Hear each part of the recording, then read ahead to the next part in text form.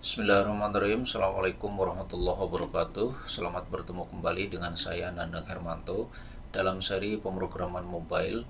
Kali ini sudah memasuki pertemuan yang kedua.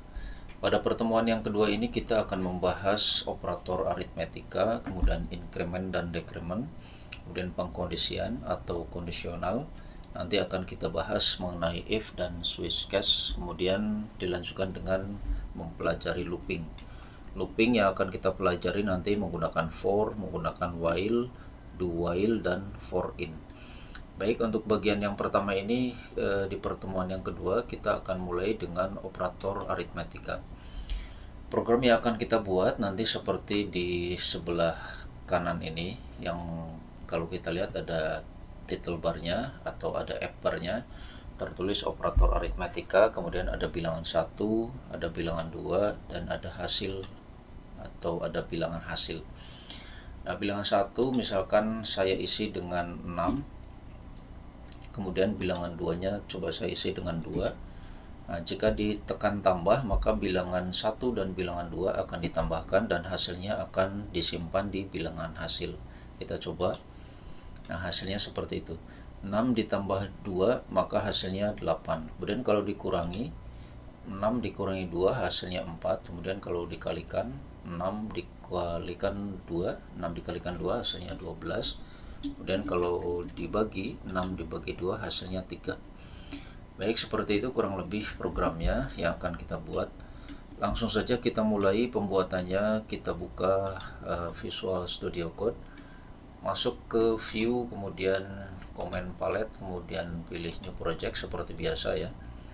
Saya kira di langkah yang pertama sudah kita pelajari, atau di pertemuan pertama sudah kita pelajari. Filenya saya beri nama Flutter Latihan 2.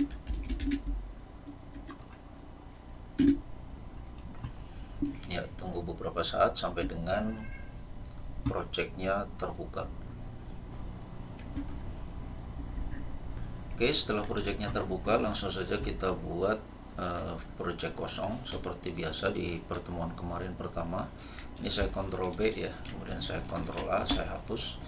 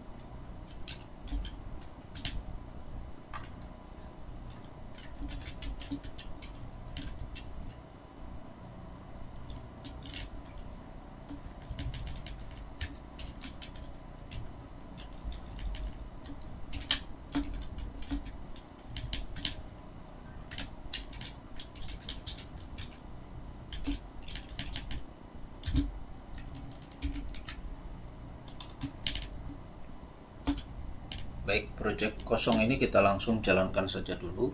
Nanti akan menampilkan app bar operator aritmetika, kemudian ada satu isian atau bodinya hanya tertulis ini body gitu ya. Kita tunggu. Mulai pada bagian body ini ya, ini kita ganti dengan kolom. Kita ganti dengan kolom. Kemudian pada kolomnya itu terdapat 3 buah inputan, berarti menggunakan text field. Kita kasih children ya, kemudian kita kasihkan text field,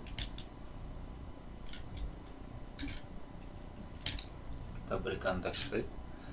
Text fieldnya ini yang pertama berarti untuk bilangan 1 ya. Nah, kita berikan decoration, langsung saja kita berikan decorationnya kita berikan input decoration.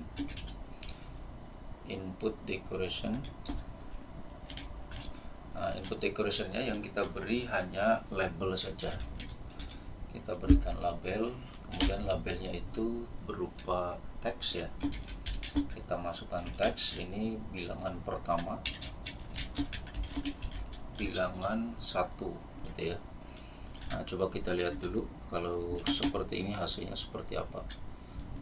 Di Ctrl S ya, sudah muncul bilangan 1 seperti itu ya.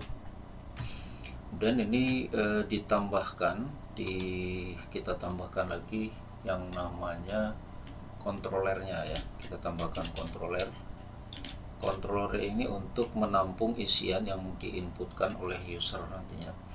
Sebut saja misalkan ini bilangan 1. Dan di bagian atasnya kita tambahkan text editing controller ya, seperti pertemuan sebelumnya sudah kita coba. Text editing controller, terus kita beri nama variabelnya sama dengan ini ya, kita tuliskan bilangan 1 sama dengan text editing controller ya. Itu untuk bilangan 1. Kemudian coba kita simpan ya, belum ada perubahan ya, masih hanya seperti itu saja. Nah, coba kita bikin ada kalau kita klik ini berubah ke atas, nah seperti itu ya. Tapi kalau di contoh yang tadi kita buat ini ada outline-nya atau ada garis seperti border gitu ya. Nah, ini kita tambahkan border di bagian decoration ini, kita tambahkan border, dan bordernya kita pakai outline border. Nah, kasih titik koma, kita simpan lagi Ctrl S. Nah, maka seperti itu jadinya. Cuma ini masih terlalu nempel ke atas ya. Nah, karena masih terlalu nempel ke atas, maka coba kita tambahkan, kita berikan padding biar tidak terlalu nempel. Kita letakkan di bagian kolomnya, kemudian kita klik bagian sini, terus kita tambahkan padding. Nah, paddingnya biarkan saja 8 dulu ya. Kita Ctrl S. Padding ini memberikan jarak. Nah, ini sudah mulai terlihat ada bilangan 1, kemudian di sini ada angka yang bisa kita masukkan. Warnanya masih biru ya. Nanti kita sesuaikan seperti yang di contoh tadi. Bagaimana pengaturannya nanti kita lihat. Oke, bilangan 1 sudah, teks yang pertama sudah ya. Kita lanjutkan dengan membuat text field yang kedua. Ini bisa di copy saja. Bagian text field yang ini kita kasih koma terlebih dahulu. Kemudian di bagian text field yang ini kita blok. Caranya tinggal shift panah bawah begitu ya. Kemudian di Ctrl Shift D 2 kali, maka ini sudah ada 2. Untuk mengcopy nanti Anda bisa menggunakan cara sendiri ya. Anda bisanya menggunakan apa, mau Ctrl C Ctrl V boleh. Pokoknya teknik-teknik mengcopy silakan. Kalau saya menggunakan Shift Ctrl D. Kemudian ini diganti, berarti ini jadi bilangan 2 ya. Kasih bilangan 2. Terus yang ini kita beri nama bilangan hasil. Nah, coba kita simpan. Hasilnya seperti apa? Oke, hasilnya seperti itu ya. Nah, tapi kalau kita lihat ini sepertinya terlalu nempel ya, Nah, kalau terlalu nempel seperti itu bisa kita berikan jarak. Untuk memberikan jaraknya bisa ditambahkan seperti ini, diletakkan di sini, bisa pakai size box ya. Kita berikan size box dikasih height-nya misalkan 20 begitu ya. Nah, kemudian Ctrl S.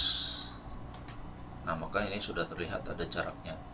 Untuk yang bawah juga sama, bisa dibuat seperti itu. Ini saya kopikan, Ctrl C, dan saya letakkan di sini Ctrl V, Ctrl S. Nah, hasilnya seperti itu. Bisa dengan cara seperti itu. Kalau misalkan ingin tidak repot, harus pakai sizebox 2 kali seperti ini. Sebetulnya kolomnya ini bisa kita ganti menggunakan wrap ya. Coba kita buat. Ini saya hapus dulu yang sizebox ini. Sizebox ini saya hapus. Kemudian sizebox yang ini juga saya hapus. Saya simpan Ctrl S. Nah, maka posisinya menjadi nempel kembali ya. Nah, sekarang kolom ini saya ganti menjadi wrap begitu ya. Menggunakan yang ini, terus saya simpan Ctrl S. Nah, hasilnya seperti itu, masih belum ada perubahan. Untuk memberi jaraknya tinggal kita berikan di sini ada namanya spacing. Nah, spacingnya langsung saya berikan misalkan 20. Ctrl S. Tidak ada perubahan ya. Spacing berarti jarak ke kanan.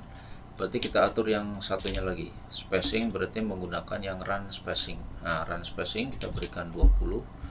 Ctrl S. Ya, ada jarak ya atas bawah. Berarti yang spacing yang ini kita buang. Ctrl X. Nah, bedanya apa dengan yang tadi? Kalau yang tadi menggunakan kolom, kita harus menambahkan sizebox di antara text width 1 dan text width 2 gitu ya. Di antara text width 3. Pokoknya untuk memberi jarak menggunakan sizebox. Nah, dengan menggunakan wrap ini menjadi lebih singkat. Jadi kita hanya menuliskan run spacing saja untuk jarak vertikalnya. Maka semua yang ada di bawahnya sudah akan diberikan jarak juga. Seperti misalkan di bawahnya langsung saya berikan ada tombol misalkan gitu ya. Di sini saya tambahkan tombol berarti menggunakan elevated button. Terus saya kasih on press-nya kosong dulu ya, pakai metode kosong dulu. Kemudian childnya ini saya kasih teks, isinya berarti tambah gitu ya. Ini untuk proses tambah data. Nah, kalau ini saya simpan, maka hasilnya secara otomatis ini juga sudah diberikan jarak gitu ya, sudah otomatis diberikan jarak. Jadi tidak perlu repot-repot lagi memberikan sizebox di antara setiap widget begitu ya. Oke. Ini sudah ada bilangan 1, bilangan 2, kemudian ada hasilnya, terus ini ada tombol tambah. Nah, tombol yang kita buat itu tadi ada 4 ya, ada tambah, kemudian kurang, ada kali, dan ada bagi. Nah, itu disusun secara horizontal. Supaya disusun secara horizontal, maka itu kita masukkan di dalam row. Berarti elevated button yang ini saya blok saja. Kemudian saya pilih lampunya, saya masukkan di dalam row. Nah, seperti ini. Saya Ctrl S dulu, belum ada perubahan ya. Nah, sekarang yang elevated button yang ini saya copy saja, saya double, saya blok, Ctrl Shift D 2, 3, 4 ya. Saya Ctrl S. Nah, itu sudah ke kanan, tapi ini tidak cukup tempatnya ternyata ya. Tepatnya tidak cukup atau terlalu panjang begitu ya. Nah, langsung kita ganti saja. Ini tambah, ini saya ganti dengan kurang gitu ya. Kemudian yang ini saya ganti dengan kalinya pakai huruf besar semua. Kali, terus yang ini kita ganti dengan bagi. Saya simpan Ctrl S. Nah, itu sudah seperti itu. Jadi untuk menyusun widget secara horizontal itu digunakan kolom. Tadi kalau ada gambar seperti ada garis pembatas polisi begitu ya, itu menandakan memang tempatnya tidak cukup. Nanti ada caranya mengatur bagaimana supaya bisa di scroll ke kanan misalkan. Sekarang biarkan saja dulu seperti ini karena fokusnya kita akan mempelajari operator aritmetika.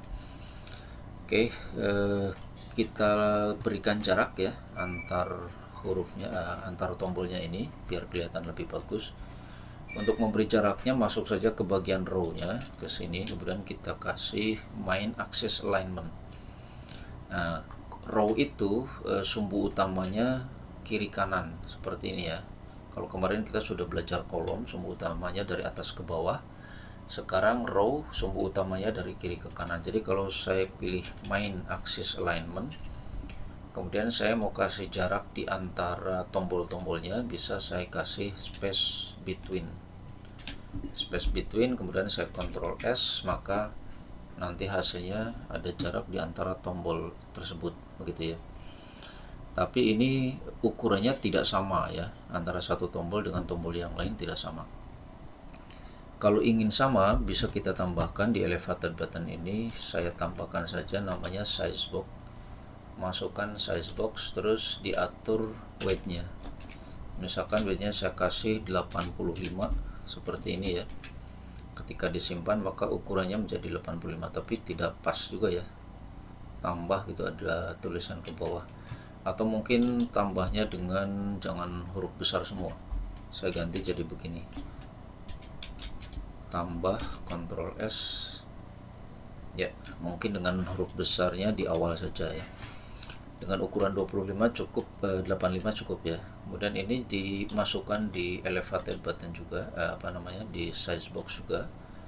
Kemudian dikasih weight juga ya, weightnya kita berikan 85 juga.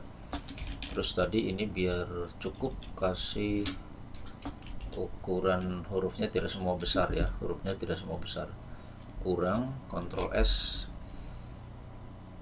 ya, itu juga sudah 85 ukurannya. Yang ini juga kita berikan sama, elevated button yang ini kita masukkan di dalam size box juga, terus dikasih weightnya atau lebarnya kasih 85. Kemudian ini juga diganti tulisannya biar seragam ya, kali, seperti itu saja. Terus yang ini juga kita beri ukuran yang sama menggunakan size box.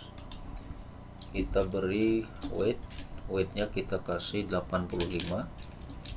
Terus ini diganti jadi seperti ini bagi. Nah, coba kita simpan, Ctrl S. Ya, sudah lebih bagus ya, ukuran hurufnya sudah, ukuran tombolnya sudah sama. Nah, cara merubah ukurannya tadi menggunakan size box. Jadi elevator buttonnya di dalam size box.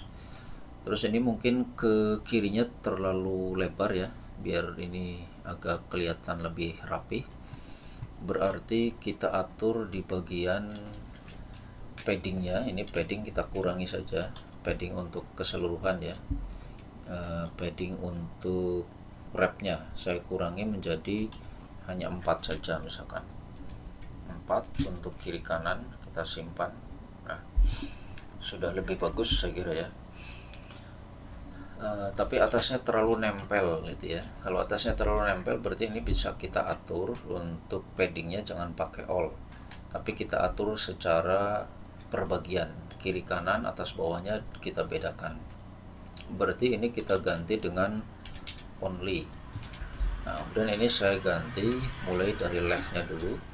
Leftnya tadi 4 cukup ya, leftnya 4, kemudian rightnya juga kita kasihkan 4. Terus atasnya, topnya kita ganti misalkan menjadi 10 misalkan. Coba kita simpan, Ctrl S ya. Kurang sedikit, mungkin kasih 16 untuk atasnya ya, cukup ya. Nah, ini nanti kita ganti dengan angka. Oke, tampilannya sudah seperti itu. Kemudian bagaimana membuat operator matematikanya atau operasi matematikanya. Tadi di sini itu kita isi dengan angka ya. Saya isikan misalkan angka 6. Kemudian di sini, ini semuanya berubah jadi angka 6 ya. Ada yang salah sepertinya. Ini kasih 8. Oh iya, betul. Ada kesalahannya, kenapa terjadi seperti itu? Coba kita lihat. Ini di bagian text field, ini kontrolernya bilangan 1, semuanya bilangan 1 ya. Nah, kalau semuanya bilangan 1 maka otomatis ketika saya ganti nilainya ya semuanya bilangan 1. Berarti kita perbaiki, ini harusnya bilangan 2. Kemudian yang ini juga harusnya bilangan hasil.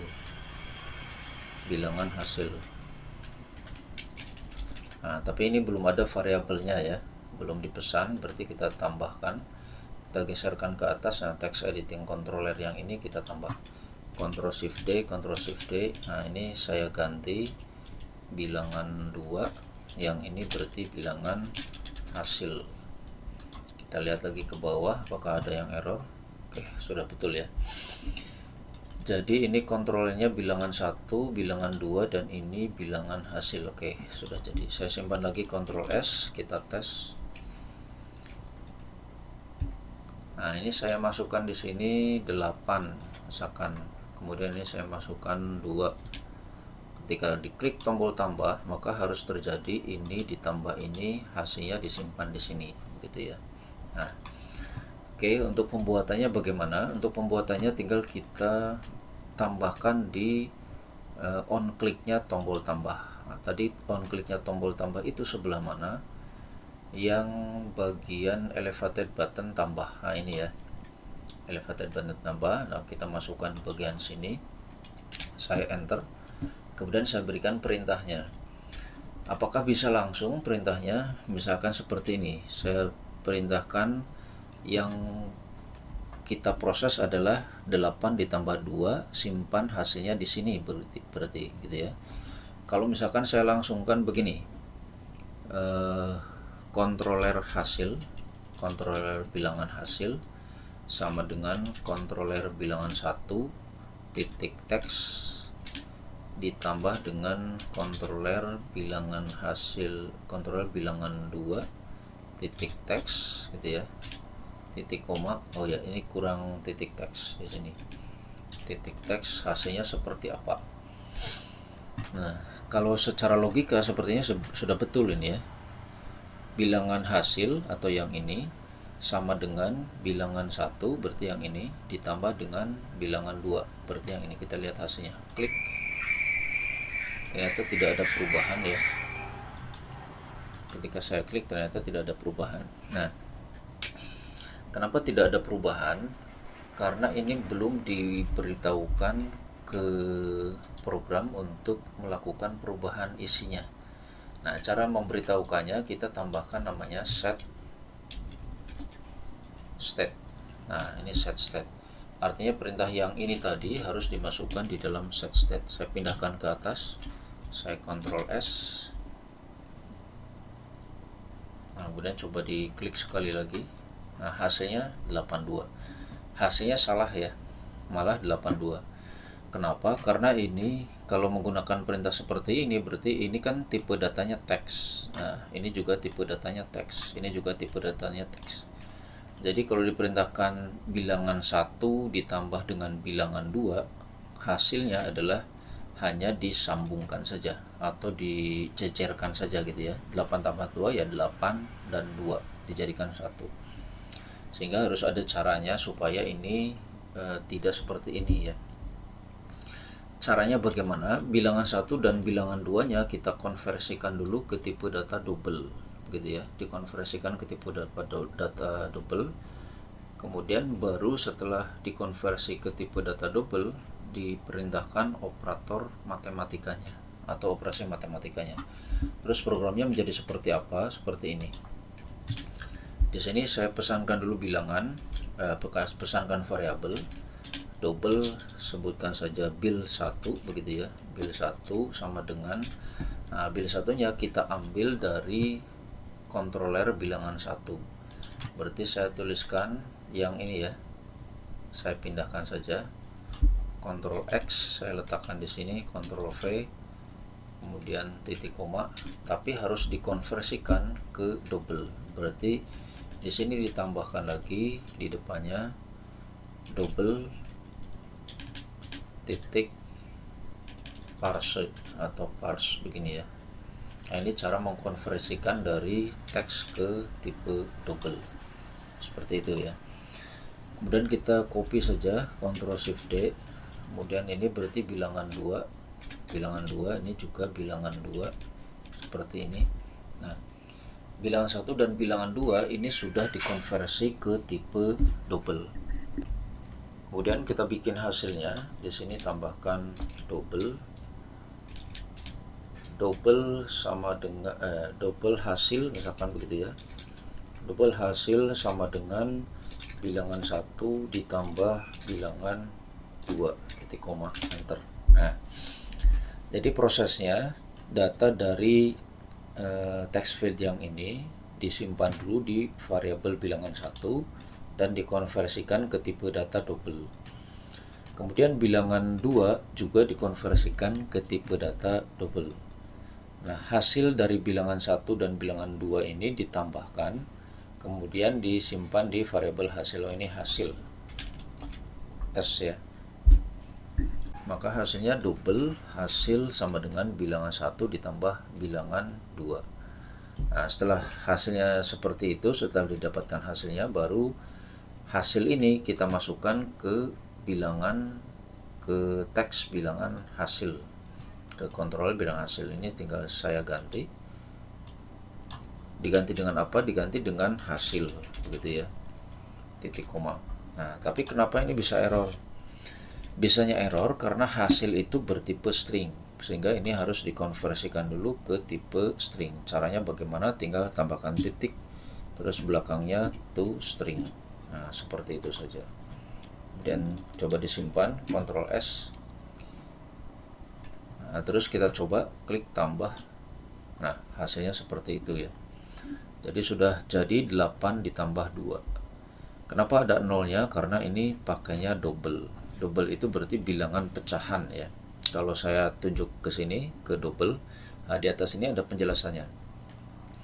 Double itu adalah sebuah precision floating point number. Jadi sebuah bilangan floating atau pecahan yang jangkauannya lumayan besar. Ini ya, ada 64 bit. Kira-kira seperti itu. Sehingga namanya bilangan pecahan berarti harus ada desimalnya. Nah, ini hilang ya. Buka kembali. Nah, ini dia hasilnya ya. Kita coba sekarang. Ini misalkan saya masukkan di sini bilangan 6.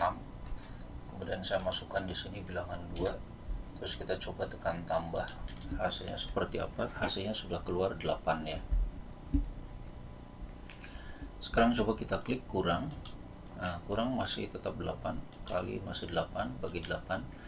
Kenapa bisa seperti itu? Karena yang kita isi baru tombol tambah, sehingga di tombol kurang, kali, dan bagi ini masih belum ada isinya. Oke, sekarang kita perbaiki. Ini tombol tambah yang sudah diisi. Nah, tombol kurang ini masih belum ada isinya. Nah, caranya bagaimana? Ini tinggal kita kopikan saja ya. Ini tinggal kita kopikan state-nya sekalian ya. Ini kita copy, Ctrl C, kemudian masukkan di dalam sini, kemudian di Ctrl V. Nah, tinggal kita ganti tandanya saja. Ini berarti tinggal diganti dengan kurang, kemudian kopikan juga di bagian kali. Nah, di sini kita enter, terus kita Ctrl V. Ini kita ganti dengan kali, tanda bintang seperti ini ya. Kemudian untuk bagi kita letakkan di sini Ctrl V. Nah, ini di sini tinggal kita berikan bagi garis miring begitu ya. Kita simpan, Ctrl S. Nah, sekarang kita cek apakah sudah betul proses perhitungannya. Kalau diklik tambah hasilnya 8 ya. Kalau diklik kurang 4, 6 dikurangi 2 betul 4 ya. Kemudian kita lihat 6 kali 2, kita coba 6 kali 2 hasilnya 12 betul. Kemudian kalau bagi 6 dibagi 2, 6 dibagi 2 hasilnya 3. Oke, seperti itu ya.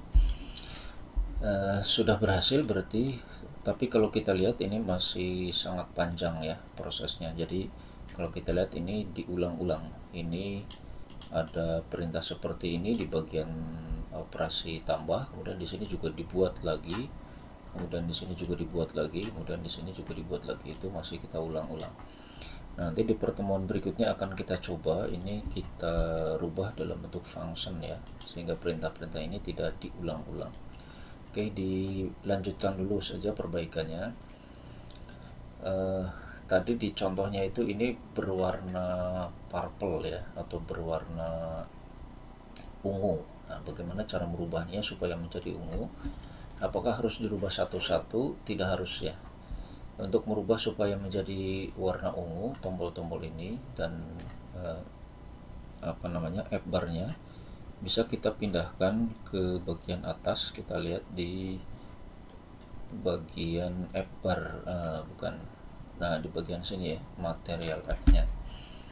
Di bagian material app-nya tinggal kita tambahkan saja, ada namanya themes ya. Ini kita tambahkan themes data. Nah, kemudian ini ditambahkan di sini swatch primary swatch ya. Primary swatch, terus kita tambahkan saja color, terus titik warna yang kita pilih. Nah, tadi warna yang kita pilihnya adalah purple, seperti itu ya. Kemudian kita tekan Ctrl S, tunggu beberapa saat. Nah, ini sudah berubah menjadi warna purple. Jadi untuk merubah tema warna itu kita tidak harus mengganti di setiap tombol, tapi kita cukup mengganti di bagian temanya saja. Temanya ada di bagian material. Terus seperti biasa ini kita hilangkan ya yang bagian debugnya. Kalau bagian debug berarti tinggal kita tambahkan di sini saja, Ctrl space, kita pilih show, ini ya, show debug, show check mode banner, kita ganti menjadi false, kemudian Ctrl S. Nah, ini sudah hilang. Oke, bagian satu sudah selesai ya. Kita lanjutkan lagi ke bagian yang kedua.